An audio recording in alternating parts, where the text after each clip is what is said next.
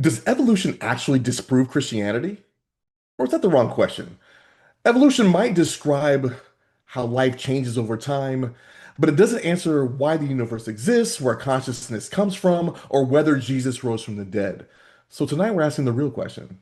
Is the conflict actually between Christianity and science, or between Christianity and materialism? And so keep it right here.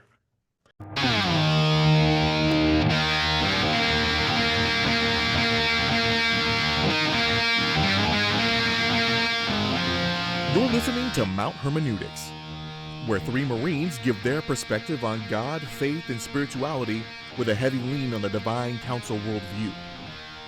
This is not your grandma's Sunday school, nor is it always for the Christian faint of heart. Nothing about who we are or what we say make us experts. But you better believe we'll have a take, and perhaps it won't suck.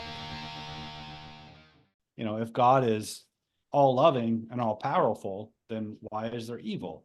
If he's all loving, then he wants to get rid of all evil, but he can't. Or that means get rid of us. So, let me finish, man. oh, sorry. You talked for like 2 hours just now. Stop it. Stop. You do not continue down this path. I'm gonna start. We can go there. I'm gonna start putting time lapse counters at the end of every episode. No, I value what you have to say. Right. Not the point. Just not as much as what I have to say. That's all. There it is. Okay. So remember that Mount Hermeneutics is brought to you, free and available on all the places and all the spots that you have podcasts. So whatever spot that is that you're on, that you're listening to us or watching us right now. And if you're watching us as YouTube, so go ahead and hit that like button, the subscribe button, especially the subscribe button. I mean, if you're listening, you may as well subscribe. And share the show with all your friends and act like you like it, whether you do or not. I mean, leave a comment if you don't like it. If it's your first time with us, I'm Andre. That's Matt. That's Brian. Fellas, what's happening? Hey, Trey. I'm just holding on by the seat of my pants here. That was the most white-knuckled intro we've had in a while. I liked it. There was some real dramatic tension in that intro, man. I didn't know where that was going. Oh man, yeah. How about that? You okay, Trey? Yeah, I'm good. I'm good. You don't smell toast or anything, do you? That's not funny. I mean, it's too soon. It's pretty funny. I mean, we got to check. And if you know, you know. Right. If you don't know, just don't ask. Like, just don't ask. So what's up, man? What happened? What's up with the weekend? How'd you do? Did we do anything? Man, I was sick all weekend. I've just been miserable. You play at a funeral? I did. A Ghanan funeral. Thanks, Brian. I forgot about that. That's how sick I was. You were like sick with the guitar? Yeah. No, we just played a couple of songs, but no, that was my first funeral to participate in as a performer. That was different in of itself, for sure. It was pretty cool. The family of the deceased, apparently he and his wife were early members of our church 10, 15 years ago, but he had a stroke and had been home in bed, not able to leave the house and stuff for the last decade. But he had an extensive family from Ghana. And so for his funeral, there was about 250, I'm going to say Ghanans. They weren't all Ghanan, but black people? Mostly Ghanan. Yeah. Like Afrikaan. Okay. And I always confused Ghana with Guyana, and I always have to. I think Guyana is an island. Guyana is in South America. Okay, well, Ghana is not. Which would not be Africa. Right. Yeah, Ghana is most certainly in Africa. So these were, they were like related to King Joffrey, and and they sound from Zamunda, Brian, is what I was getting at. If you know, you know. That was another. If you know, you know. Right. Yeah. But I was thinking like Game of Thrones at first. I'm like, wait a minute, not that Joffrey. Yeah, no. In fact, polar opposite of that Joffrey. Right. Certainly not of the Lannister clan. Um, they were super nice, sweetest people. And then on Sunday, they all came to our church as like a thank you because they were traveling. A lot of them were, from out of town, whatever. And so they all wore like color coordinated stuff to the funeral. And then for church on Sunday, they wore different color coordinated outfits. And it was wild because like basically half my church was African for the Sunday. And it brought a different energy to the praise and worship section. Mm. When we're doing that, there's a lot more movement on this side of the church than on this side. um, I made a comment to my brother. I was like, hey, I was like, this is like the cheat code for black church because we have black energy, but we have white length of church. A good 45-minute service and we're done, not a 2.5 hour, 3 hour, traditional black church service. So it was fun.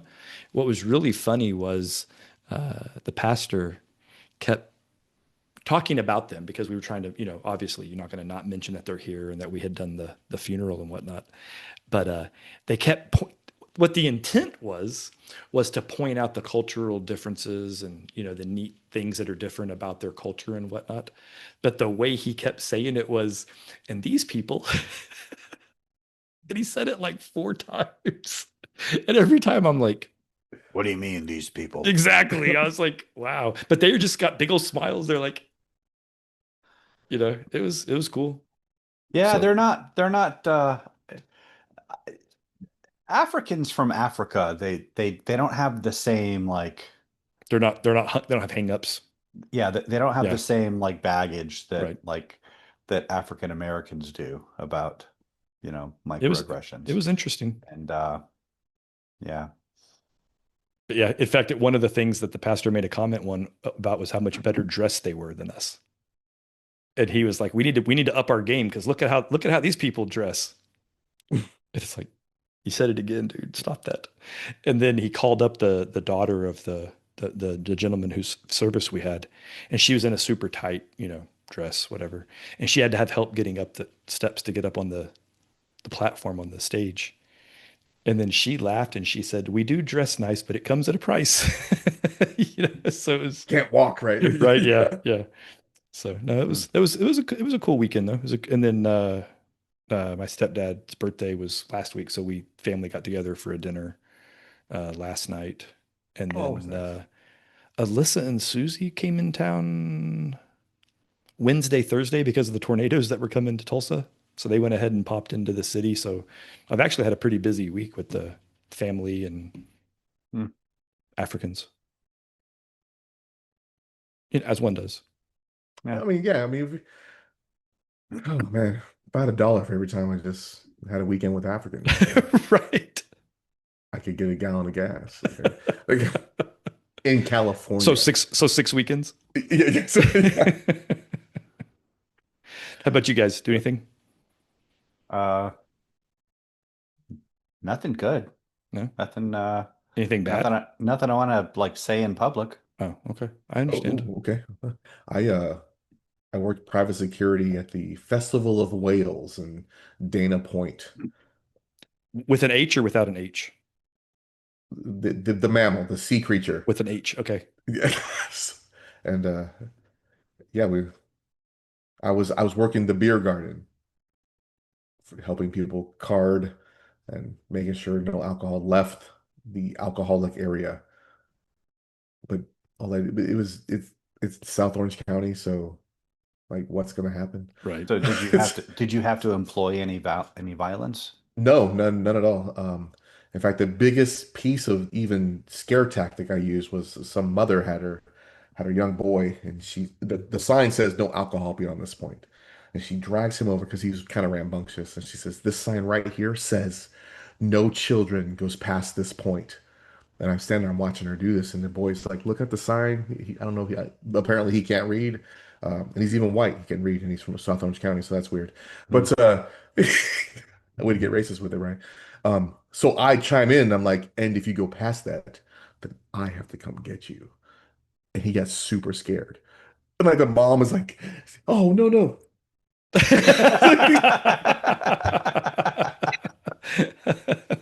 So I walk by and I see him and I just look down at him and he's like, he runs behind his mother. And then at some And point now later in he's the scared night, of black men. Right. yes, at some point later, it was dark out and he was like they're walking to like the trolley and I pop, I'm like, I'm everywhere. And he's like, oh my God. He really started crying and his Dude, dad is that's laughing at him. hilarious. And I just walk up on him and I'm like, look down at him. And my man's like, All right, so that if that kid grows up racist, he came by it honestly. I mean, I was just doing his mother's bidding. Right? It's Like, true. yeah, that's the way his parents wanted it. I often get things like that. Some kids will be climbing on something. They're like, "Hey, sir, can you come over here and like yell at my kids?" I'm like, I'm not going to yell at them, but I'll impose my will. How about That's such that? a I'm not going to be your strange thing I'm to not going to ask be your racial stereotype. some No. random person to do. Is, hey, will you terrorize my child because I can't raise them on my own? Right. Well, because I'm wearing some kind of authority garb, Yeah. right? Yeah. Like, so I'm security, like, or I'll be like in a black suit, like with a, they're like, can you come? You're here to keep us safe, right? Well, he's not being very safe. I'm like, young man, are you not being safe? He's like, but a lot of times kids will be calling on stuff, and I just look at the parent like, you gonna get him Right. down, Right. or do I have to like yank him down? Like, what? Or maybe I'll toss you off this cliff, and your son will go down after you, or something. I don't know. Like, what's wrong with you? Raise your child for crying out loud, Do better. right? That's why our kids all suck. That's why our society sucks now. Blame the parents, Man, this was a roller coaster. as they as they say on Back to the Future. He's an idiot. Comes from upbringing. Parents are probably idiots too. Talk about his own daughter. Like, it's good. So, Yeah. Lightning Darwinism, round. little evolution. Yeah. Yeah, man. We're gonna do lightning round? Yeah, let's do lightning round. After your intro, I feel woefully unprepared. Yeah, you're always prepared, Brian. You know everything. Lightning round. Thank you. Here we go. Question number one. Does evolution explain the origin of life or only changes in existing life? The second one. Yeah, If for sure. evolution is true, does that eliminate the need for a creator? No. No. I'll skip that question. Can a process appear scientifically random while still being guided by God? I don't know. Can a process appear scientifically random? I feel like the question is rigged for our benefit, but I don't think I agree that Okay. If humans evolved, when did the image of God enter the story? about 40 to 50,000 years ago. I got an explanation for that. I've given it before on the show, Right at but Genesis 1. Very cool. Does Romans 5 require all death to begin with sin or just human death? just humans in the image of God death. Agreed. If morality evolved for survival, is anything actually objectively evil? No. Yeah. Yes. Does evolution explain consciousness or only biological complexity? Consciousness. Actually, Um, both. Both. Evolution um explains consciousness. Interesting. I I'm not sure what explains consciousness, to be honest with you, but so I'm gonna go with the second one. If our brains evolved for survival, why should we trust them to discover truth? Because we survived. I don't know how to answer that question because, Like I know where you're going with it, but yeah, it's a common Christian argument that I don't fault you for bringing up. I personally disagree with it, but I'm sure we'll get into it. Could natural selection be a tool of God used rather than rival explanation? could, Yes. yes, especially if you're reformed. If Adam wasn't historical, what happens to the Adam Christ parallel in Scripture? if he wasn't historical. So if Yeah. Genesis is a metaphorical story, I think it's just fine. I think it's still perfectly intact. Is Genesis meant to teach specific mechanics or theological meaning? theological meaning. That one, yeah. Does evolution challenge the gospel or just interpretations of Genesis? The Certainly the second one, former. Yeah. Oh, I'm sorry, the latter. I said the former. I'm I like, meant the I'm like, latter. I you're, meant the latter. yeah. Even if evolution is true, what does that say about the resurrection of Jesus? Nothing. It has literally nothing to do with the resurrection. Is the yeah. biggest challenge for Christianity biology or the belief that nature is all there is? The second one. And that does it for lightning round. Evolution is based on four major ideas. None of them have ever been observed. Number one, that life comes from non-life. We have not one single example of life coming from non-life. Number two, that all the life forms that we have today came from single-cell life forms. Many people do not know that while we do have single-cell life forms that we call bacteria, we have no two-celled life forms. We don't have three-cell life forms. We don't have four-cell life forms. We don't even have five-cell life forms. That is, we go from single-cell bacteria to complex life forms. So there's no evidence that all life comes from single-cell life. The third postulate of evolution is that time and chance drive evolution forward, of course, and time works against evolution. The chance of one simple 100-unit protein coming together by accident this is a very big number. Time and chance make evolution absolutely impossible. The fourth postulate that evolution is based on is that what we see today, minor genetic variation in species, is evidence of macroevolution. So because cats are different colors, dogs are different sizes, that means that fish turned into cows. And of course, we know that that's not true because Mendel proved that all the genes that exist today, you can shuffle them around, but there are no new genes that work. All right. So I think that video kind of started a conversation for us the other day, and then I won't, you know, rehash it all for the audience, but that turned into a second conversation where Brian and I went into a discussion about why ligers can't reproduce with With each other other or ligers other. and F1, all this kind of stuff. I find genetics to be wildly fascinating. I kind of dove into the black hole of that when I got into sport dog training and canines and breeding and understanding blood coefficients and all that kind of stuff. So I definitely dove into a lot of that. And there's a lot of dog people that mess around with wolf hybrids and that kind of thing. So it touches on the side of this, but I think the real story here is, what does this have to do with theology and Christianity? And there seems to be a never ending, at least online.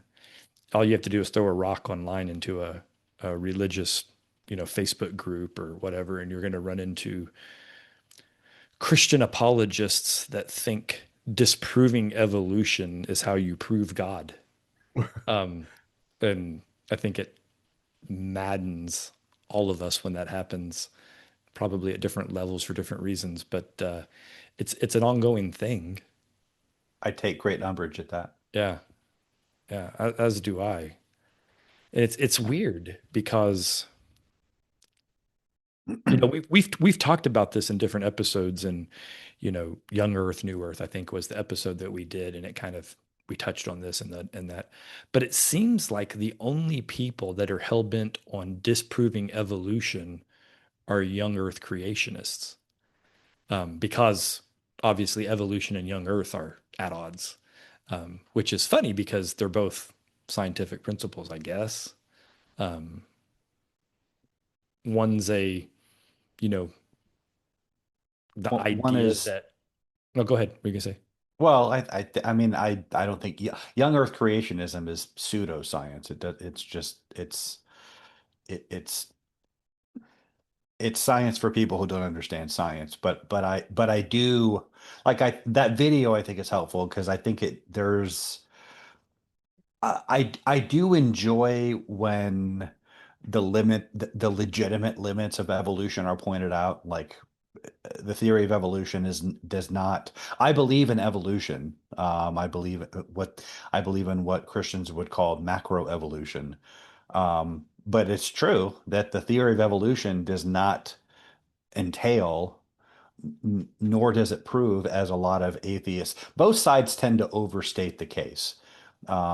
Christian young Earth creationists, speakers of evolution, has no merit to it because any merit that it has is a strike against God. Non-believers act as if it's absolutely unassailable, improves abiogenesis, that being life from non-life. So I think the guy in the video is absolutely right. Doesn't prove that life ever came from non-life. There have been attempts to reproduce the primordial soup that the first single cell organism supposedly came from. It's never happened. There's nothing in the fossil record indicating two cell, four cell, five cell organisms. But I- what was the third postulate? Oh, that I don't think time and chance are the factors. Mm-mm. I think it's time and the laws of chemistry and physics, um, plus mutation. There might be flaws to that, but it's not time and chance alone, and that's kind of a straw man. The fourth one, um, yeah, we actually do observe species changing into other species. A horse and a donkey can reproduce, but what they make is a mule that is sterile and can't itself reproduce, which proves that horses and donkeys are branches from a common ancestor. And you have that across the animal kingdom. You have porpoises and whales that can reproduce, but their offspring can't reproduce. Lions and tigers make ligers. There's all kinds of stuff like that where you have recently branched species that can reproduce, but their offspring are sterile. So that's But I don't think I thought a liger was someone who had a black dad and a white mom, I'm not like going there. as opposed to a Tygon, the other way around. Uh, I've I think I've used up my quota of racisms today, so I'm just not gonna. the thing about the hybrids, because that's what it is. That's what you're talking about, like a liger or a mule or whatever. I don't even understand how that becomes a part of the conversation because evolution isn't premised on cross species development, right? It's really premised on mutation. It, Well, Um, but it mutates into a whole new species. right. And but it does it slowly. It doesn't do it like one day. You're like, you don't have a kid and suddenly the kid pops out with like a different genetic code. It's an actual mutation in the sense of, extra radiation hit an area and a, an offspring was born different, but that difference made it better. And then it happens to be genetically coded to reproduce its mutation. Like that's really at the core of what macroevolution's talking about. but And you take a population like you take a population of humans and you put them in a off on a continent by themselves for long enough, and you have enough you know environmental differences. environmental Yeah. differences and adaptations, and that goes on long enough. Soon They it start producing more melanin in their skin because it's crazy hot and they're getting more ultraviolet, on their skin. And if they don't melanate more heavily, they're all going to die of skin cancer but quicker than. after a few million years adapting to that environment, that the theory is that will be a different species. And the fact that you have so many, and my point in bringing up the hybrids is that you go back like horses and donkeys, you go back a few million years, they had a common ancestor, Mhm, um, that turned into donkeys and horses and mhm, zebras and mhm. other equine Sure. species. They're close enough to that common ancestor that they can reproduce, but they've diverged enough that they can't. It's their offspring is not just a variation within one species, like a wolf and a sheepdog. Sure. Um, they are they are different species entirely, so that their offspring cannot reproduce. That's that's what that demonstrates. So Sure. No, I get it. Yeah. So I saw something the other day, which was funny that we were going to have this talk tonight. Um, and I couldn't sample it. I didn't, it's one of those deals where I was watching a reel and then it disappeared, so I couldn't save it. But it was a Christian point of view. And the guy was explaining a pro evolution point of view. I've never heard this point of view before. Brian, you might have heard it. Dre, I don't know if you've heard this or not. But he was suggesting that the reason there's a difference between Genesis 1 and Genesis 2 is Genesis 1, Adam means mankind. Adam doesn't mean Adam the person until the Genesis 2 version of Adam's creation. And that's why there's two different creation stories. So he was suggesting that the creation story in Genesis 1 was like the macro level, the ordering of the universe. And then Genesis 2 was specifically the ordering of God's chosen people and his image bearers, Adam and Eve, and all of the stuff that came from there. And that's why Genesis 1 doesn't talk about the Garden of Eden and all that kind of stuff. It just talks about the heavens and the earth and all that kind of stuff. Well, yeah, I mean, we've talked about that before because I mean, just even when Cain has to leave the land and he has to go, like, and he's scared because he's gonna get Right. killed. Well, Like, what? well, Like, but who are those people, right? Like, but we talked about it in a different sense though, right? We talked about it right. in the sense of just because Adam and Eve were the first doesn't mean they were the only. This guy was suggesting there was humans before Adam and Eve, but they weren't put made in God's image. Well, there would have to be because Genesis has a timeline, right? Like we Right. have a genealogy that you know is recorded that goes back to Adam. And if people are indeed, you know, 15, 20,000, a million years old, then that can't be Adam. Right. And well, then I kind of partially agree with both of you. I agree that these are. I don't think they're entirely separate creation stories, but I do agree that chapter one is more the macro. It's more about humanity, Hmm. and chapter two is more about an individual Right. representation of the human race. But it wasn't. So you guys have heard my spiel about, it's not even my spiel, it's just basic anthropology. Um, the basic narrative of human development that modern anthropology provides is that about 200,000 years ago, the first anatomically modern humans emerged. Hmm. Um, like, as the name suggests, like if you were to medically examine one of them, they would be identical to you and me. They'd be indistinguishable from a modern human.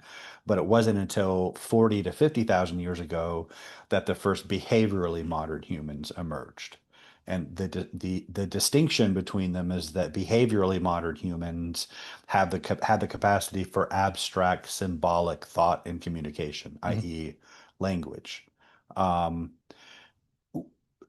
in this, but and just to be clear, this is not Christian apologetics. Right. This is the modern field of what we would call secular anthropology. They're just tracing human development, and and it wasn't really until the like I think the mid 90s, early 2000s that became the paradigm to distinguish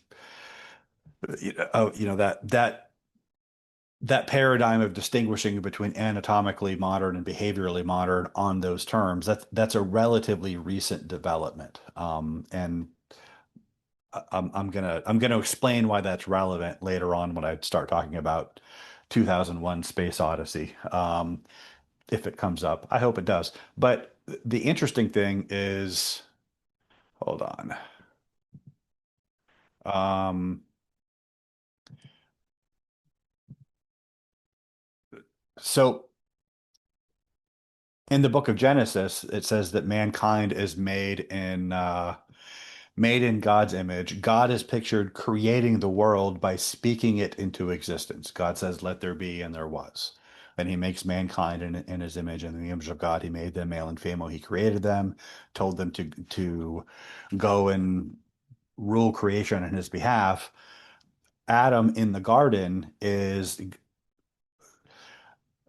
God puts him in the garden, says it's not good for man to be alone. I will make a helpmate suitable for him. And then he brings him all of the animals to see what he will name them. And so then Adam names the animals. Ancient, proto Kabbalists, ancient Jewish mystics who became what in the medieval era are called Kabbalists, they had a term abracadabra to explain to sum this up. It means as I speak, I create. They're they're homing in on the fact that Adam was participating in God's process of ordering creation, not by creating ex nihilo, but through language, providing another dimension of order to creation. And when you look at human society and what separates us from the animals, we create, um, our natural habitat are things like the economy and nations and institutions and different cultures and cultural narratives. All of these things exist, but they exist solely as constructs of language. And so, I, anthropology and the Bible are agreed that being made in God's image means having that capacity for language, that creative power of language.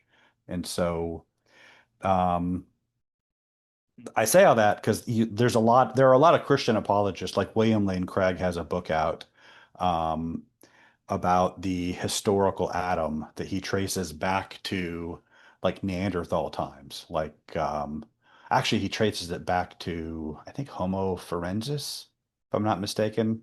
I might be wrong about that, but it's a specimen that like long predates behavior. It's like an early hominid. I have nothing but respect for William Lane Craig, but I think he's wrong about this. I think I don't know why he picked that. Um, but it kind of ignores how the Bible defines made in God's image. And so, Well, I haven't read his book, but I mean, I'm assuming he posits that that proto man had language capability and abstract thought capability, right? no, he doesn't. He doesn't? I haven't read his book either, but I've heard him give explanations for it. But I mean, the anthropologists are pretty much agreed that hominids didn't have the capacity for abstracts and didn't have the capacity for language until behavioral modernity about 40 to 50,000 years ago. Like anatomically modern humans would not be considered human in the biblical sense. They were not made in the image of God because they didn't have the capacity for language. They couldn't have been placed in the garden and named the animals. And so, um, yeah. Hmm.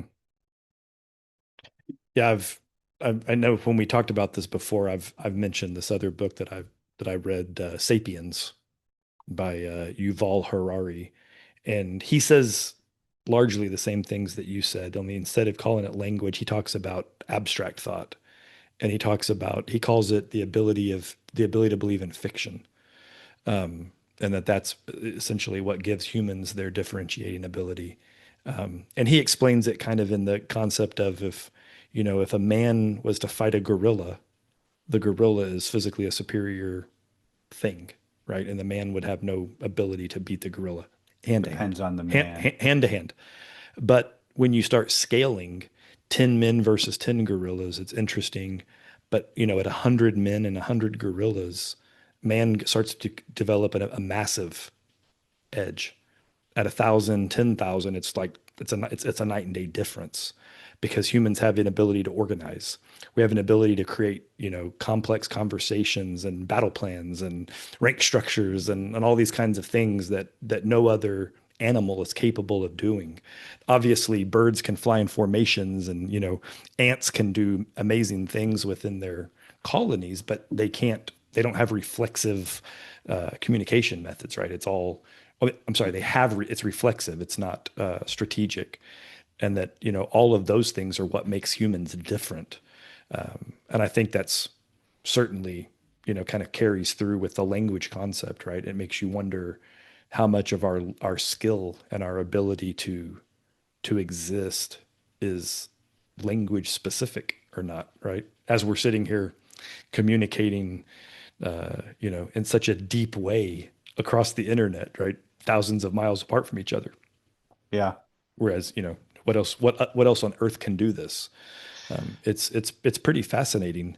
But to take this back a step, like what is it about this that makes evolution such a problematic conversation?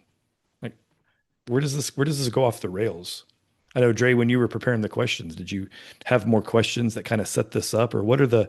Because I don't really pretend to know, right? I know that I was raised Southern Baptist, but I wasn't raised a young Earth creationist, so I didn't know this Mhm. concept existed until I was considerably older, and I was astounded when I understood that this disconnect existed in the world of within Christendom, let alone outside of Christianity as it relates to, atheists and the world of science.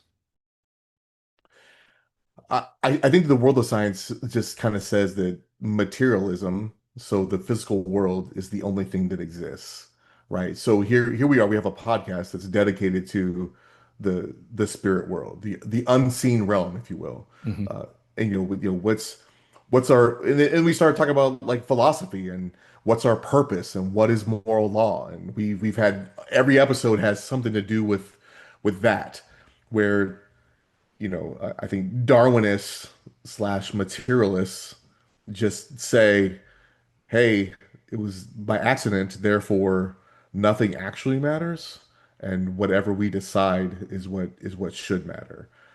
And and I think that gets taken to its extreme whenever we're talking about evolution versus Christianity, or versus just religion or monotheism or a creator, whether it's Christianity or not. Um, Yeah. I think that's where we start, and personally, so I'm just thinking, where does Adam fit into that? Does is really, is it Christianity versus science, or is it Genesis versus science? And it has to do with origins. And I think that's usually where the fight is. You have all these atheists who, they get kind of, you believe in your sky daddy, and we're like, well, you believe Yeah. in nothing, right? Like, you have to believe that there's more miracles that have to take place than I do, with when there's a supreme being that uh that ordered everything. I think both sides tend to be interacting with a straw man version of the other. And some of that is the fault of Christians. I think the atheist version, I mean uh, the atheist view of evolution is disproving Christianity. It's really kind of an outgrowth of the Enlightenment attitude that Enlightenment ideas have rendered God irrelevant or unbelievable. But they're largely dealing with kind of a pagan version of God. Like they're thinking of God as this very sort of hands-on puppet master. He's manipulating every aspect. He's constantly moving, basically a god who they identify as just nature personified. Whatever nature is doing, that's a direct act of God. Where in the biblical God is much more like he created a universe separate from himself, that operates according to. The irony is science grew out of the fact that prior to Christianity, the default belief was that nature has agency. If a lightning strikes your house and it burns it down, well, that's personal, and you must have angered Zeus somehow. And everything that happens is a god or a goddess or some kind of spirit intervening in the world. Um, which rendered nature unpredictable because it's a teeming pantheon of individual autonomous persons, each with their own will and temperament, and you can't tell what any individual person is going to do. But as Christianity grew in the Western world, and the universe more and more came to be thought of as the product of a single rational divine mind, that's when people began to look for patterns that could make it predictable. Like the science-minded people believe that the universe operates of itself according to its own internal rules, but that kind of the popular thinking after atheism was that it was kind of attacking that pagan version of God. And I think a lot of Christians have that same version of God and think that evolution somehow uh, evolution rightly does undermine that, but that's not the God of the Bible that it undermines. But on the Christian side, the belief is that, as Dre said, there are genealogies that create a very short amount of time back to the beginning. And also, they think that because natural selection requires death, death didn't exist until the fall. Therefore, evolution couldn't have brought about the rise of man. And Um, that's where I was going next. So, I mean, yeah, sorry. yeah, yeah, I, and go ahead, go ahead. no, I was actually gonna hand it off to you there. Yeah, yeah, I think there, to me, anyway, in my mind, that's kind of the crux of the problem. If Adam's the first dude and no one was supposed to die until the fall, then why do we have all this evidence of death and historically humanoid people before Adam was supposed to exist? And then I think once that gets into a scientific mind, then all of a sudden we've now rendered, you know, Genesis as a lie, right? And that's where atheists kind of take it in my experience. Yeah. Like Genesis is a lie, so therefore everything that follows in the Bible is also, part of that same lie.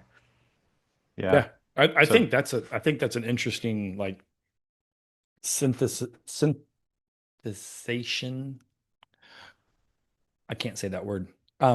Synthesis of the two problems, right? Because both camps come at it as a zero sum game, right? They're Right. like, if evolution's real, then God can't be real because Genesis doesn't account for evolution. Well, if God's real, then evolution can't be real because Genesis has to be real and Genesis doesn't account for evolution. And I think that's where, we're kind of coming at this from a position of, no, both can be real. Just because Genesis is quiet on evolution doesn't mean evolution didn't happen because Genesis is not a scientific textbook. It wasn't God saying, I want to tell you how biology it came to exist from this to that. It was simply God saying, this is the part you need to understand. I created this. I created it so I could have you, so I could have a relationship with you and we could know each other. The rest of it's noise. And you might or might not figure that out between here and there. I I actually think like, and I want to caution against trying to reconcile the book of Genesis with science. It simply wasn't written to that purpose. That's what I that's mean, what I just said. it's Yeah. yeah, Right. I'm agreeing with you. Yeah. But with that preface, like when you read it on its own terms, without, I mean, the people who read it and think, well, then because death had to have been present to bring about Adam, nobody died before the fall. They're just misreading the story. That's just not what it says. It's not, um, they're just not reading it closely enough. I think reading it on its own terms, it's actually kind of very much about evolution. Like everything it says is at the very least compatible with evolution, if not positively about it. Like you have, I think if we were gonna do one of those the message type modern paraphrases of the Bible and do it with the book of Genesis, I think it would be true to the text if we took and then God said, "Let there be." I think it would be accurate to say, and then God said, "Let the laws of physics and chemistry and biology be such that such and such outcome occurs." God said, "Let the earth bring forth cattle and creeping things and living creatures of every Mhm. kind." It was the earth that brought it forth. it says that he formed man from the dust of the earth and then breathed into his nostrils and he became a living being. Um, we're made of the stuff of the earth. The text says the text only tells us that it was God that did it and the material that he used didn't say anything about the process. Hmm. And the fact that you have this emphasis on day 6 of the earth bringing forth cattle and creeping things and living creatures of every kind, and then Adam is made from the dust of the earth, Adam from Adama, meaning from the ground. The text is very much emphasizing man having come from the earth. Hmm. We are very much of this world. We're something of a hybrid being because God, the life of God breathed into us, and we became the Hebrew is a kai nefesh, a living being. Um, and there's this trope among Christians that it's often translated, man became a living soul. And there's this trope among Christians that, well, that's what makes us different than the animals. We have a soul and animals don't. Except that phrasing, a kai nefesh, that appears first in Genesis 1, day 6, when he says cattle and creeping things and living creature, kai nefeshim, living souls. We don't have a soul, we are a soul, and we are of the earth. But to the death thing, I think you guys know where I'm going with this. I don't want to, if you were going to say that, I don't want to head you off. I've been talking for a while. Do you want to take that one, Dre, or? No, I mean, I just think that even when I must have been 12 or 13, and I had this whole, talk about the Bible versus science. And I always thought like, so evolution is a theory about how biological diversity just happens over time through like a natural process. But it doesn't answer, why the universe exists. It doesn't answer whether or not God exists. It doesn't answer moral law. It doesn't answer any kind of meaning or purpose or the resurrection of Jesus or the truth of the gospel. Because the gospel doesn't talk about the history of man being, brought forth. The, there's there's science and then there's philosophical and historical questions, and I think that both can exist in the same world. Well, I think people that get caught up on this, the death in Genesis and death before Adam, I think those are all Sethist interpreters also. I think if you were to draw a Yeah. line across biblical scholars, you would get a strange affinitization of the same people that are hung up on that are the same people that refuse to accept that Genesis 6 is talking about Elohim. What? Where would I hear? Because the warning was if you eat the fruit, then on that day you will surely die. And then Satan says you're not going to die. And then see, you didn't die. You ate it, and you didn't die. Look at Hmm. you standing right here. But then, what was it? How was I raised? What was I grow up? Oh, that a day was 1,000 years, right? So that's how the Earth was formed because it was 6,000 years for the Earth to even form because no one's lived to be 1,000 years old according to the Bible, right? So you will definitely die before you're 1,000 because you're supposed to die that day. So it's kind of a weird Uh, interpretation that I was raised with. But I'm like, Okay. yeah, Huh. uh, well, but the thing that people miss when they insist on the known death before Adam thing was that Adam was not intrinsically immortal.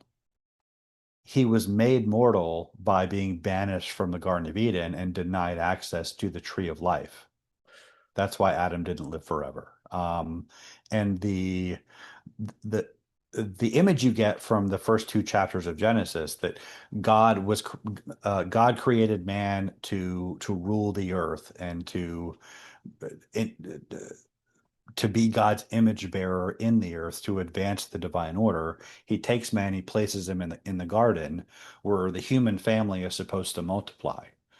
The earth is a wilderness. It's an untamed, chaotic place of chaos, and it was man's job to advance the divine order through the wilderness. So the earth was full of wild animals and death and chaos.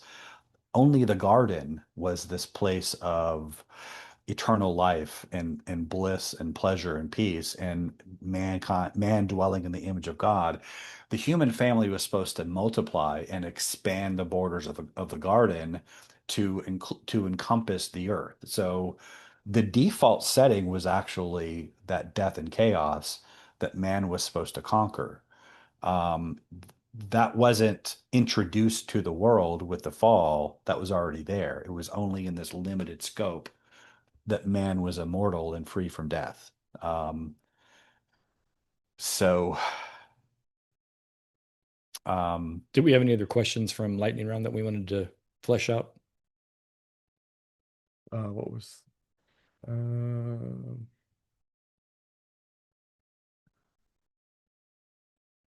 so one of the questions that we kind of paused on was if Adam wasn't historical, what happens to the Adam Christ parallel in Scripture? What is that typology, Brian? that Christ is the second Adam, and because the Right. first Adam, because death came through one man, that through the one man's fall, life comes also through the second Adam, through his indestructible life. I forget the exact wording, even though I'm looking right at it and it's in front of me. But you get the idea. I would say that it does absolutely nothing. Well, first of all, I don't accept the premise that Adam wasn't historical. I don't necessarily, it's not a hill I'm going to fight and die on that he was historical, but I don't see any good reason to dismiss it out of hand. But let's say for the sake of argument, he's not historical. I don't think that does anything to undermine the typology. You have all kinds of types and patterns in the Bible that point to Christ that are um, Like Melchizedek. like Melchizedek, um, where not that those aren't historical events, but like you have like poetic imagery in the prophets that points to Christ. I think the book of Jonah is. I think it is presented as a fictional allegory about the people of Israel, but in it you have this typology of Jonah being swallowed by the fish and resurrecting after 3 days. That need not be historical for the typology to point to Christ. I, I, I You're think I think typology holds more so when it isn't historical, because then it's clearly purposely literary because it's trying to make a point. To be honest, I think it's harder to wrap your mind around genuine historical events being typology, typographic. mm, I I'm not would saying it like makes it improbable. I said it's right. harder to wrap your mind around it. I understand. I agree with where you're coming from, but I also think of but I'm my confidence in the historicity of the typology of the Bible is not undermined because I Sure, see that typology playing out outside the Bible. sure. Um, no biblical writer decided the Romans were going to destroy the temple 40 years after the death of the Messiah. Um, that's a pretty huge Hmm. typological pattern fulfilled in history that was not a literary invention. Right. The state, Some would even say it was the fulfillment of Book of Revelation. um, yeah, there are a lot of wrong interpretations about the Book of Right, Revelation. yeah, there is that. So there's, The- but that's another show. It is. So, And there are other types. Yeah, but I think the bottom line is that it does nothing to undermine the typography, the typological Typology, typology, typology. typological connection. typological Words ecology. are not Matt's friend tonight, Man, everybody. no. Matt's it must be his illness It's kind my of it's all my allergy It, meds. it's called prophetic typologophonology could ology. Yeah, what he said. Sure. Look it up. Look it up in the Logos Bible software. I, Sounds it's spelled just like it sounds. I bet I it think we is. I think we agree, and I think that even if you don't believe that Genesis is historical Hmm. and you're a Christian, it still works. Yeah, So suck it absolutely. up, suck it up. Well, that was boring. Uh, Give us something to fight Well, about, to me, Trey. that's a good so, thing though. Like, Well, here's something you guys actually disagreed with when I asked the question. okay, If morality evolved for survival, is anything actually objectively evil? right. And Matt said No, no, and I Brian said said no. yes. No. Because if morality was a was an evolutionary effect, then that means it wasn't divinely granted and it was a function of biology. And if it's biological, nothing's evil in biology. If it was merely That's the a question. survive, well, So there, I think there's right. no question about So whether or so not it's it one of is. those questions where you both kind of agree, but the wording or the phrasing or the depth of the question is where you Well, quibble. but whether Matt and I disagree or not, the framing this question often takes is like either morality is socially constructed or survival Right. adaptation, Which is why I or asked the question. it was handed down by God, and these are two mutually exclusive categories. Right. I disagree with that framing. Obvious, there's no arguing that it's socially constructed, and that it is is part of our evolution as a survival adaptation. But that doesn't mean it's merely that, and that it doesn't correspond. Like a good analogy would be mathematics. um, Whether you use Arabic numerals or Roman numerals or positional notation or base 5 or base 10 or base 12, there are all kinds of mathematical systems that are socially constructed.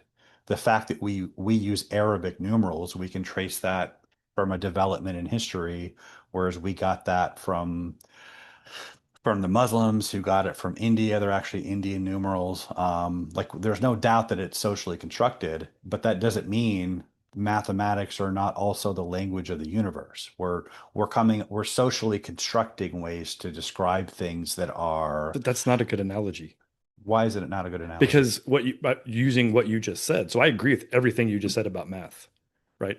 The language we use to communicate the math is socially constructed, but that doesn't Okay. change the objectivity of the math. The math exists whether we exist or not. If morality was a survival, was an evolution for survival of humanity, that does not make it objective. It makes it absolutely subjective by nature. We have to exist for those evolutionary morals to be in effect. And then the morals can fluctuate depending Right. on society. Over time Yeah. and society's needs. And that's not how Well, morals Which work. we see every day. Right. Yeah, but I think we I know what I think I know where you're getting at, Brian, but I disagree with the way you're describing it because again it's a function of do our brains have to exist for this conversation to happen, and if morality evolved for the survival of humanity, then it required us, and if it requires us, it's subjective. well, When morale. really there is just morality, and the way we discuss it or the way that we frame it or the way that That. our social construct moves it along is just like whether or not we use Arabic numbers or not to explain Hmm. math. Hmm. Morality is already here, Well, whether we use it or not. And also, I mean, it's true that you can get math wrong, right? You can think you're doing you think you're mathing, but you're not mathing. Just like we can believe that we're being moral, but we are not being moral because our society tells you that this is okay or not okay. Right. Morality is already a fixed creature or thing in our universe that we need to tap into and not just manipulate it the way we want to evolve for our survival. so morality is subjective in the immediate sense. When we talk about morality, we're talking about what we value. Hmm. There has to be a Okay. mind to value. Hmm. There has to be a you to value something. Hmm. Um, so it and we learn our morality typically from our society. If we're growing and maturing and we have a relationship with God, we grow beyond what we merely get from our society. But we do get morality like when we're born, we're children, we're under our parents' authority. We learn like what's right is what they approve of and what's wrong is what they disapprove of.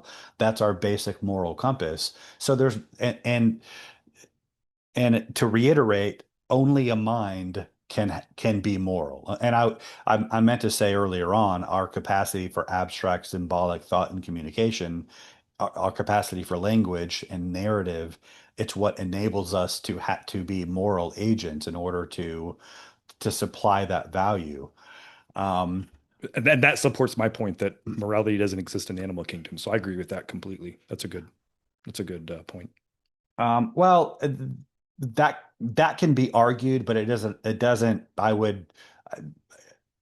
I'm 95% agreed with you, but so I think acknowledging the socially constructed nature of morality doesn't mean that there aren't actually right and wrong answers. Like we acknowledge that, whether or not slavery is acceptable, like that's an improvement. Like everybody would agree that that's an improvement, that we abolished slavery and Jim Crow, that we defeated the Nazis, that our socially constructed morality is better than the Nazis' socially constructed morality or that of Jim Crow era or antebellum South. But we can only do that by appealing to the mind to whom we are all accountable. If there is no mind to whom we're all accountable, then yeah, that renders morality merely socially constructed, a product of evolution. But the fact that it is socially constructed and a product of evolution does not in itself invalidate it. And by the way, and if there isn't that mind, that supreme mind to whom we're all accountable, then morality can't justify its own premises, because we're not, like, if I'm my valuing like the life of an innocent child, is not, it's not a matter of preference. It's also, it's it's an obligation we place on other people. Like if we're watching a, a, a news segment about some predator who abuses children, we all agree, well, that guy's a piece of crap. He's violated a standard. He didn't just violate our preferences. He violated something that he's actually objectively wrong. Um, if that's not true, then everything that we mean by morality is invalidated. We're talking about our preferences that are imposed by force. But if you can escape the force, if you can escape society's scrutiny, well, then you can. Then it doesn't matter if you're immoral if God doesn't exist. Hmm. I agree You're with just that. talking about preferences. Yeah, Yeah. I think that shows today all the time, where we have all these complaints about elitists doing whatever they want to do.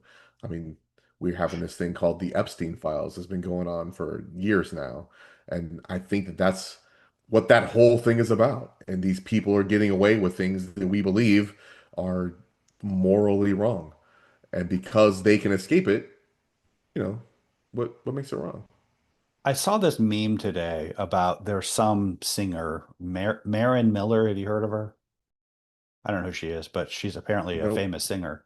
And there was a meme in which it was quoting her putting out some TikTok video or something, declaring that she will never forgive those of us who voted for Trump, um, and that we're wrong for, all of these reasons that don't meet with her approval.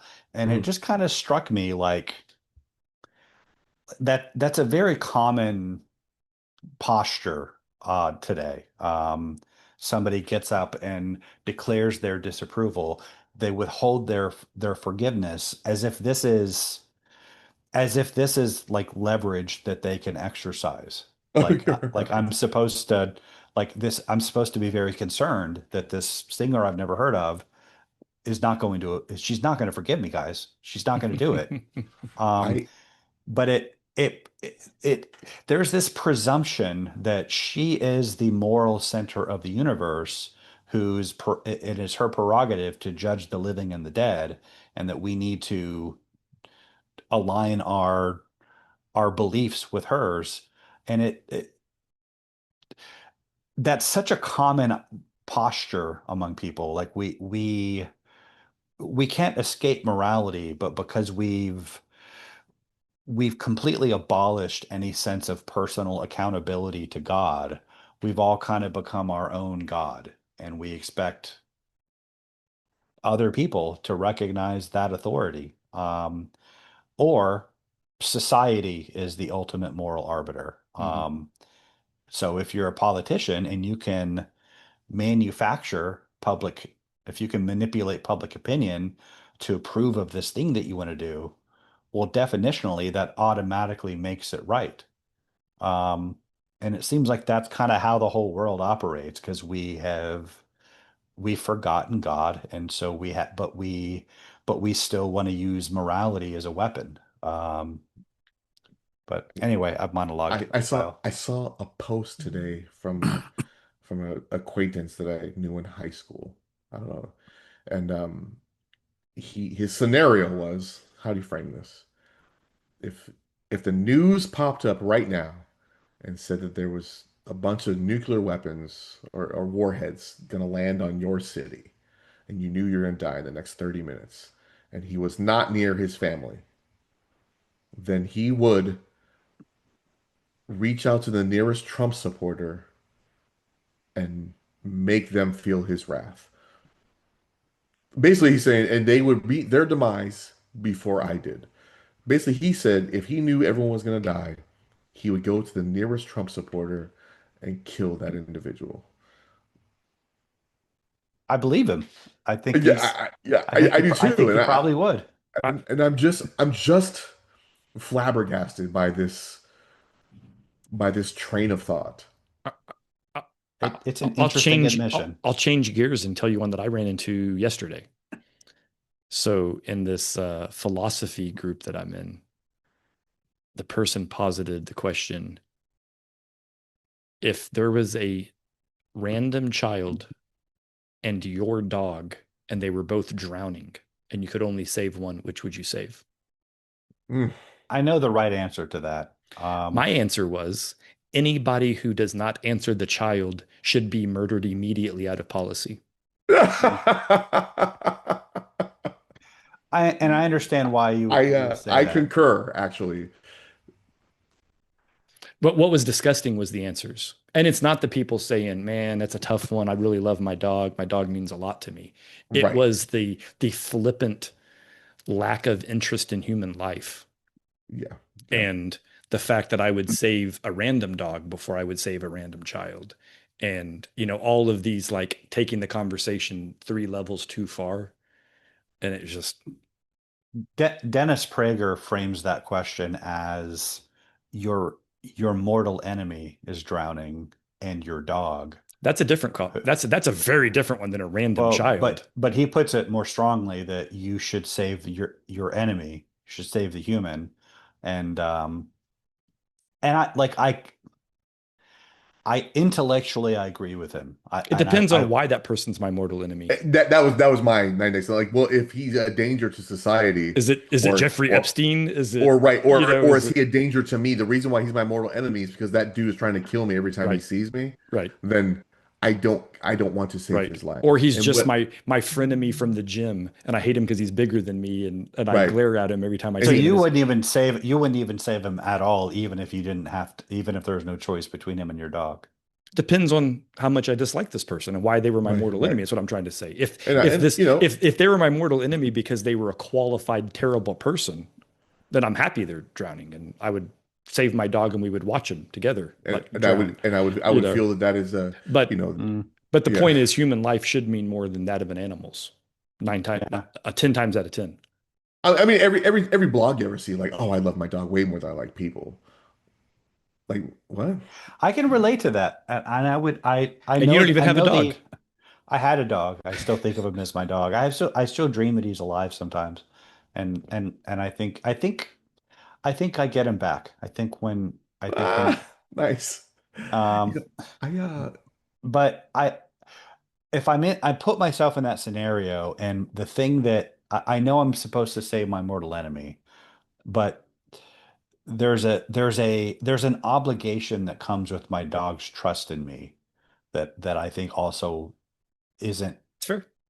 isn't to be lightly dismissed. I think that's fair. But I think if, if our dogs have any level of sentient understanding, then my dog would understand why I let him drown.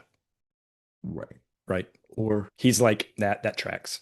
or the Because dog, he would see me jump in and go, "Oh, Matt's coming to get me." Oh, he went. Oh, yeah, that it's tracks. it's Okay. also a noble sacrifice, and your dog will go to Valhalla. Hmm. Yeah. And Brian, by the way, I've always been strong. You and I've had this conversation. I've always been of the opinion that animals are not part of the are not part of glory, right? Like our pets, because they're not souls, whatever. I know you disagree. We had this conversation, but I share your point that when my last dog was put to sleep, I said through, teary eyes to my wife that this is when I hope I'm wrong, right? I'm like, I hope I I see this guy again.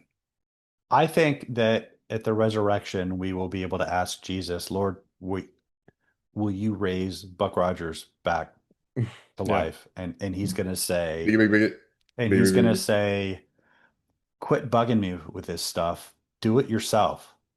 I'm doing Do you not it. understand what you are? Right. Yeah. Yeah, That'd be a slick little conversation. that would be. And speaking of He our would say it with a minds, twinkle in his eye. He wouldn't be like but Well, angry, dismissive. it depends if you're talking to God or Christ, because Jesus got kind of, aggravated. He's like, really? After all this time, you still don't get it? You'd be like, you're right, my bad. which Yeah. which brings me to this question: D- Let's does Nice. does evolution explain consciousness or only biological complexity? I think it explains consciousness. how do you how? Evolution explains consciousness? Yeah,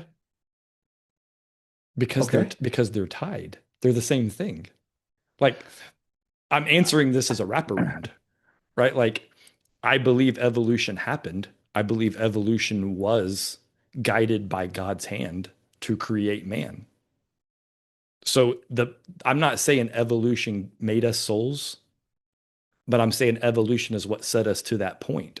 And all the things that were set up before that brought us to the point that when God did breathe his life into us, he wouldn't have done it if evolution hadn't done what it needed to do to create us biologically such that we were able to take on the consciousness. I don't think God's breath changed our DNA in that moment. I think the DNA was prepped and God's breath was the final mutation. I I think that Rack consciousness 'em. is I think that consciousness itself is as inscrutable a mystery to the theory of evolution as the origin of life itself. Oh, I agree. Um, With the exception of it's easy when you realize God did it. Right? Like I agree with what you're saying. Like, how do we explain well, consciousness? And but we can't diagram it. We can't yeah, make it with ones and zeros. We can't, yeah. but Can you like, not make it with ones and zeros? but So is AI going to have Anthropic's consciousness? trying, right? I that's an interesting. Matt Walsh talked about this today because I think the Anthropic CEO claimed that it happened. That No, no, they said they don't know. yeah, He's being slick about it, right? He's I not know, but claiming agentic AI. He's saying we're not sure at this point. well, We've lost the ball. We a, don't know how to count. agentic AI is a technical term for something that does already exist. What you mean is artificial general intelligence, I think, like a Sure. If self-aware. you think agentic really exists, I don't. Well, I think it's all buzzwords. well, there is a thing that exists now that's being called agentic AI. Like Yeah. I've published articles about it in Oh, my I know that. magazine. I know they're saying it exists. Well, but what they're saying is not what we're talking about. They're not saying agentic AI as it's being used in the many articles that I published and seen discussed in my industry. It's not artificial general intelligence. It's not a conscious machine. But what's interesting is that you guys are familiar with the Turing test, right? Hmm. Um, Alan Turing came up with the Turing test in 1950, published a paper. This is not for your benefit, it's for for any listeners who might not know what the Turing test is. British mathematician Alan Turing wrote a paper addressing the question of can machines think? Since think lacks any universally agreed upon scientific definition, he changed the question to can machines do what we as thinking beings can do, which is converse. And it's a subjective question based on can humans distinguish between the behavior of machines and other people?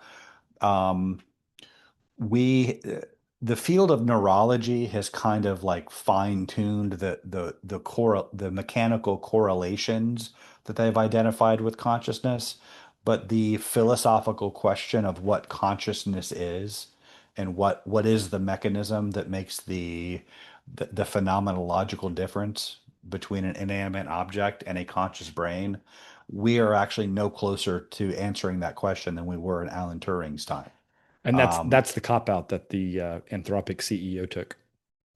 well, I don't think it's a cop out, but I think it does underscore that whether or not you think AI can even will achieve consciousness, has achieved consciousness, can at any point, it it's going to it the question is how will we know if it happens? And how you and whether it happens depends entirely on the philosophical presuppositions you bring to it. Which is what the Anthropic CEO just said. That's literally what Did he he? said. Oh, I mean, I read it. This is part of my business, what I oh, do with AI. Yeah. Um, well, have you you should have come up? just you What? should have just quoted him. Could have saved me all that the Well, whole monologue. I said that's what he said. Something that I find really funny in the AI space. Have you come across this, Brian? Is their use of the word ontology? No. So there's an entire, you go dig into this off show, obviously not now, but AI ontology. So there's an Uh, ontological framework for AI. So I was in a conference in Boston a couple of weeks ago, and it was all about AI and cybersecurity. And somebody said the word ontological, and I just kind of discounted it as somebody using big words and they didn't know what they meant. And then the next group was speaking, and then they said ontology, and I was like, are they using this word properly? And then like I'm Googling AI ontology and then it pops up like this is the framework to understand blah blah. And I was like, okay, that's confusing because obviously we use the word quite a bit in these conversations. And then to hear it being talked about with AI was really weird, but it's neither here nor there. what's super fascinating about this whole like philosophical rabbit hole about consciousness and what is it? How do you know if how do you know how to identify it where it's there? Um, the people who think that science has disproven God because you can't prove God scientifically, that's the same, they're addressing the same philosophical question. What we're talking about is proving a consciousness. Um, is there another person on the other side of this conversation of my prayer of the universe, or am I just projecting that onto inanimate nature? Like people who say well God doesn't exist because you can't prove it scientifically. In terms of consciousness, you can't prove scientifically that you exist. Right. Um, and it's all the same question. So Yeah, well, the quote I just pulled it up. So the Anthropic CEO, his quote was, "We don't know if the models are conscious." That's literally what he said. And then he in the larger discussion, he's like, how do you know, you know they talk, it's interesting times, and he's basically just using a bunch of like vagaries because it's not him saying it's conscious. He's going, how do we know it's not? Right, so then people can come at it and talk about why it is or isn't, and then it's causing buzz and driving up his share value and all that kind of stuff. I am genuinely concerned with the heated controversy that this is going to be in the next few When years. people try to apply personhood to AI models. every single sci-fi movie that we've ever seen, if there's a robot in it or an AI or a computer, it is the narrative, the storytelling assumes its personhood. And it's often like in Star Wars when they go into the cantina and the bartender goes, "Hey, We don't serve we don't serve their droids. kind here. Yeah. They'll have to wait outside. Go ahead, guys. We don't want any trouble." So I mean, it's just background. It's just off the cuff, but we're immediately meant to internalize that as like, well, that's Jim Crow type bigotry against these poor robots. Then the story moves on and you're not even thinking about it anymore, but you've kind of, your protective instincts against these robots have been aroused as if they are people. The Phantom Menace, all the astromech droids are on the or the Queen's ship, fixing it as they're trying to escape from the Trade Federation. Um, and then they come, and then R2 fixes the ship and comes in, and then Natalie Portman wants to give R2 a medal, um, which which makes the scene that just happened really horrific because you've got all these apparently sentient droids just getting popped off and nobody cares. But they don't have But pain. They don't have pain Or receptors though. Thor/Gary in the Superman movie. yeah, Well, if you've watched Rebels, Chopper Right, is sentient right, as hell. right, right, That droid right, is right, right, sentient. right. He commits war crimes. Or Alien, how the android was part of the government and Hmm. evil. So Aliens 2, Ripley didn't trust the android, but it Right. was the android that saved their asses. Hmm. So And then and then the follow-on Alien movies like Prometheus and whatnot. right, Actually a prominent part of the storyline. right. The droids in there. Yeah. yeah, like the droids being a creation of man is Hmm. meant to parallel man being a creation of the engineers, and so it's all life and Hmm. it's valid, and you're a bigot if you don't love robots the way you love people. And that movie, The Creator, that we talked about last year, same thing. Like there's no argument offered for why these toasters have feelings and should be or have their sacred lives to be protected. Yeah, It's you should just this. you sure have a lot of hate in your heart for artificial intelligence when you have the heart of Autobots behind you. It's a metaphor, though. That's I another mean, thing. Transformers was like they're all people. Hmm. Um, but Yeah.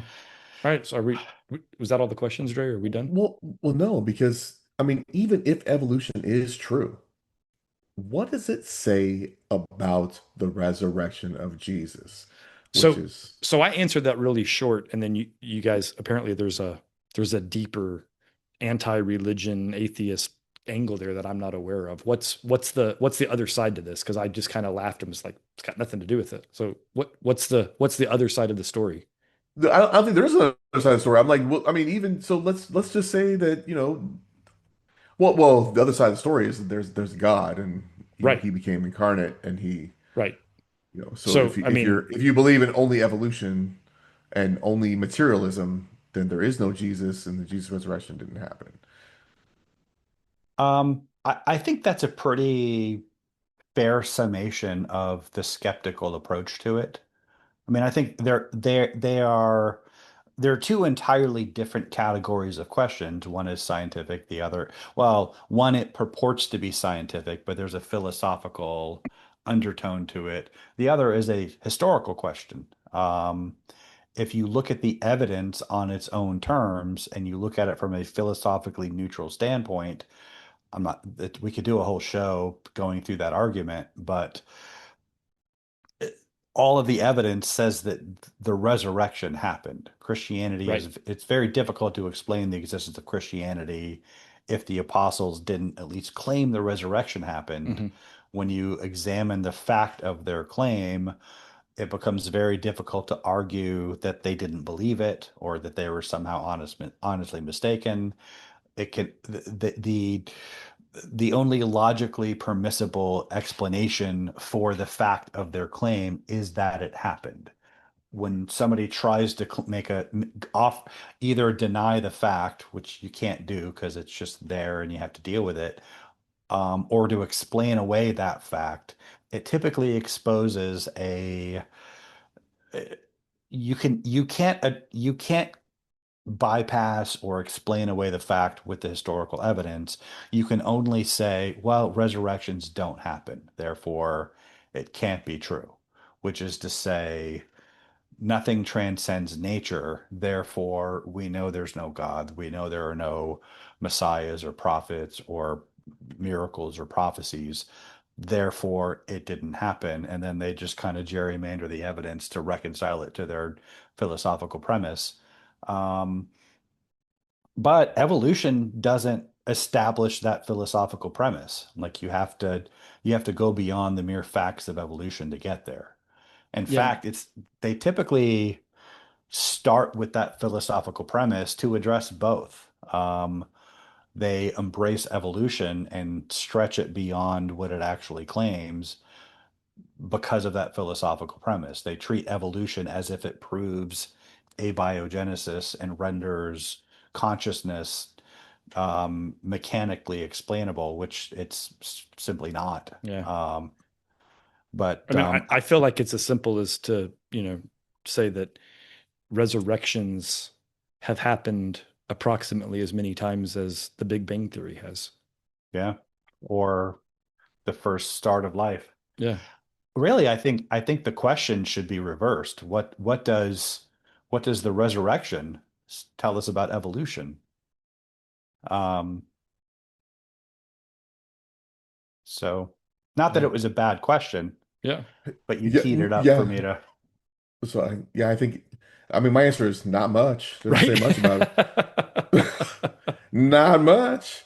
You know, I think the biggest challenge to Christianity, biology, or the belief that nature is all that there is that once that assumption is removed, that nature is all that exists, that the science and faith can coexist without really any contradiction at all.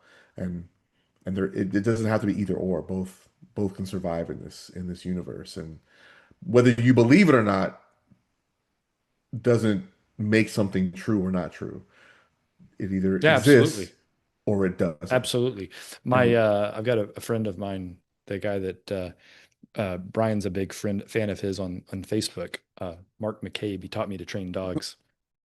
And he used to he used to do this thing when he was explaining different theories, right? And he would be explaining something to a person about, behavioral science and learning theory, et cetera. And they're like, well, I don't believe that. And he goes, okay. And he'd look at him and he'd go, I don't believe in gravity. Oh, crap. I don't believe in gravity. He's like, it doesn't really matter if you believe in it or not. Like it still exists. And I think that's part of what people get wrapped up in is a lot of times people want they're so focused on their belief system being reinforced by science, right? When I'm it's gonna I'm gonna whip that out next time he comes at me in the comment he section. won't understand the context, but um, but but yeah, just because you don't believe in something doesn't change its reality in any direction at all. Um, Not only can religion and science, Christianity and science exist, they exist because of each other, right? Like Yeah, that's the irony. Like all the Christians were the ones that did the yeah, science stuff. mhm, the tension is totally socially constructed. It's not Right. mhm, intrinsic to and really my biggest issue with revolving evolution, it's not with the atheists. They're just doing, I mean, they're falsely claiming evolution as support for their atheism when it doesn't. But it's the Christians that claim evolution as the support for their atheism that I have the real problem with. mhm, And it's not because, like, my biggest issue isn't even that they are scientifically ignorant. They are scientifically ignorant. Um, it's that they're scripturally ignorant. It's that just if you read the Bible on its own terms, it just doesn't. say the things that they are insisting it says, that they're setting in opposition to evolution. They're filthy hobbitses. Like, don't be stupid. It happens. That's it. Just like I All think we right. solved it. I We think did solve evolution. evolution. Yeah. I mean, we did. It exists. So does God. Get over it. Get over it. Well, it was funny, Dre, when you made the point that, it was the early Christians that made all the science things. Yeah. But it's take it a step further. I guess It the was early scientists were Christians. What it well, no, really? yeah, you're right. I mean, I Yeah. agree with you, but the point is like the very first guy made all the science. Yahweh. Right? Like Right. like he was Right. the one that all of this, like to the point that Brian made the comment, like when he said, let there be light, like, that was ordering the physics of the universe, right? It wasn't just, he didn't just like, it wasn't like he went and put a star on a piece of paper. Like he created the reality that allows for Right. stars to exist. It's so much more than just like clicking a button or drawing something. I mean, maybe for him it was that easy, but I mean, the universe was brought into existence through his will. I just had this thought in real time. Um, Maybe the first science guys were in early Genesis when uh, the sons of God entered the daughters of men and then gave them all these secrets of the universe, right? They started like sharing things of, metallurgy and music and all this stuff that they were using, in a immoral way. Um, The scientific revolution did grow out of Renaissance magic. yes, John And Dee was essentially trying to he was communing with the Watchers, right. not realizing they didn't have the Book of Enoch back then, so he didn't understand like that this is the central narrative of the Bible that he is defying. But And they if were you speaking Enochian. well, something he called Enochian, Yeah. but the and I'm not saying the beings that he was communing with were benevolent at all, but the the word occultism has multiple different meanings. It means hidden, but it's hidden in the sense of it's something done underground, it's by secret societies, but they're also looking for the hidden secrets of nature. Um, really short version of this. John Dee's ideas gave rise to the Invisible College. The Invisible College gave rise to Francis Bacon's New Atlantis, and then the British Royal Society. That's where the scientific revolution happened. Anyway, it grew out of medieval and Renaissance magic. Well, I guess my point is because very early on in this episode, we talked about how, one of the questions was, does evolution disprove the Bible or does it just mess with Genesis? Well, Genesis talks about science and where it came from and how we got it and how we learned and who gave us information about the stars and alignment and how to think and how to observe. So even Genesis talks about science, which is rooted in evolution. So the Bible's good to go on the whole It, science front. the concept of the logos, which grew out of Greek philosophy, Right. but was intersected with Christianity to apply to Jesus, but it's the divine rational principle that undergirds the universe. It's the master paradigm, the main pattern that explains the operation of everything. It's essentially the same concept that modern physicists are after in trying to unify general relativity with quantum mechanics into a single unified theory of everything. Um, that is that's identical in concept to the logos. So yes, science is Pretty biblical. yeah, right on. and then Jack So Parsons created NASA from occult science also. Then we got that problem. he created rockets. Yep, It's incredible. solid fuel rockets. We solved it. We saw a lot of stuff, Let really. let did. let John know he solved evolution. I will. Yeah, we solved it. And final comments, fellas? No, I'm No. tired. All right, Allergies suck. so what we need to do is just stay enlightened and stay curious, and we will see you next week. God bless.